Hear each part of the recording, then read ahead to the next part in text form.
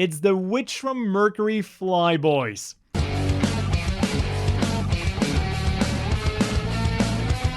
Hey guys, Kakarot197 again. This time with a double review of the high-grade Zowort, sometimes also called the Armored Core mobile suit, and the Tickbalang sub-flight system. These two are so linked together that they even appear in each other's as box arts, so I just had to review them together.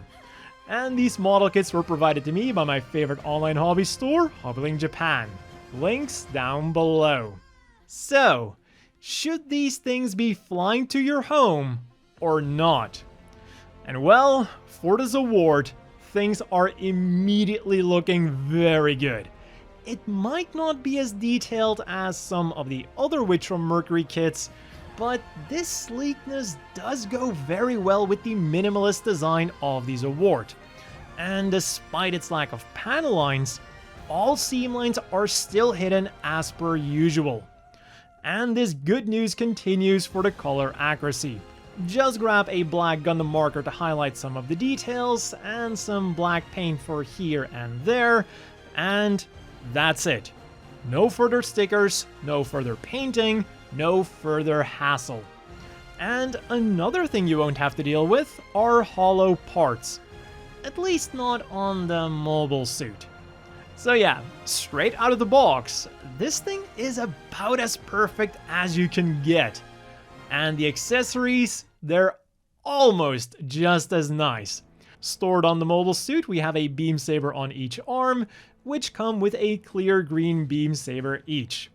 And, well, that's all you can really say about those. And then for ranged combat, we have a small aerodynamic beam gun that you might mistake for a conventional rifle. But such a weapon would of course pollute space, so we don't do that here.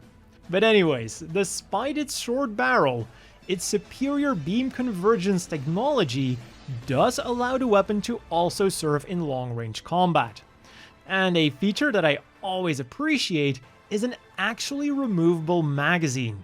A few spare ones to go onto the mounting hardpoints on the thighs would have also been appreciated, but we can't have everything. Also, the handle can move, and the only reason that I can really think for that is so that you don't have to take the hands apart to equip this thing. But yeah, that is already all of the accessories for it inside of the box. So moving on to its biggest separate accessory, the Tickbalang. And whereas the Zowort needed almost no paint and no stickers period, the sub-flight system is the complete opposite. For stickers, we get 2 yellow ones, 2 light gray ones, a metallic red and metallic green one for the wingtips, a metallic red one for the taillight, and 3 metallic blue ones for the cockpit. And after that, you'll still have to do some painting. Gray for these intake-esque things, grills and nozzles, and black for the wheels. But at least what it lacks in color accuracy, it does make up for in usability.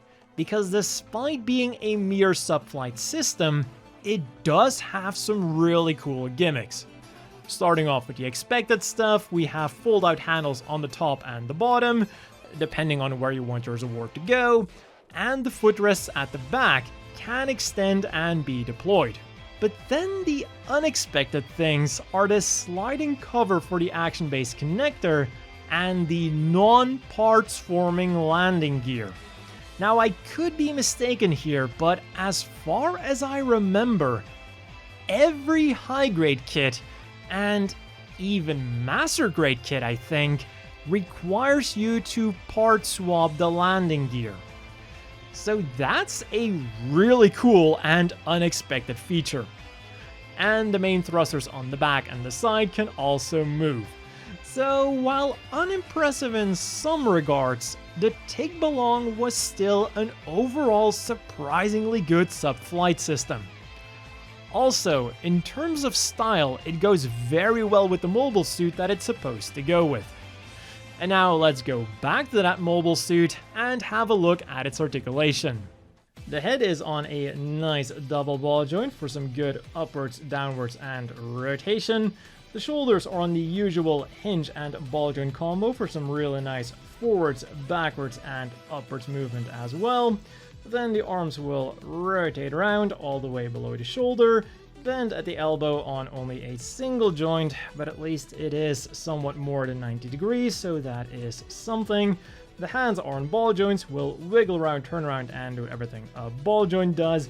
And then we get some more ball joints inside of the waist.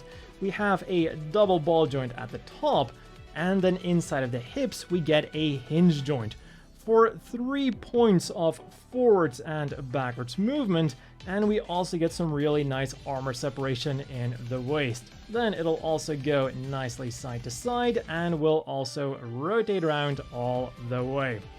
Then the front skirt does have some movement, not that it really needed to, because thanks to the design of the Zowort, the forwards and backwards movement really isn't all that hindered anyways. And as you can see on the back, we do get a back skirt, but that thing doesn't move. Again, not that it really needed to. The legs will then rotate around, bend at the knee on only one joint, but as with the elbow, it does do a decent enough job. The ankle armor then is on a ball joint for some upwards and downwards movement and a little bit of rotation. And the feet themselves are on a very interesting set of joints. We get some really far forwards movement, some really far backwards movement, and this does make it easier to show you. And then once you have it extended, they also go side to side pretty nicely on that ball joint. But you do have to be careful because that doesn't look like the sturdiest design out there. But then we also have a little bit of rotation on that ball joint, and we also have a toe joint. And then last but not least, we have the vector boosters on the backpack that go up and down. Now I am going to remove one because I was a little bit disappointed by this peg for 2 reasons. One, I think it would have been so much better if this was a ball joint for slightly more maneuverability.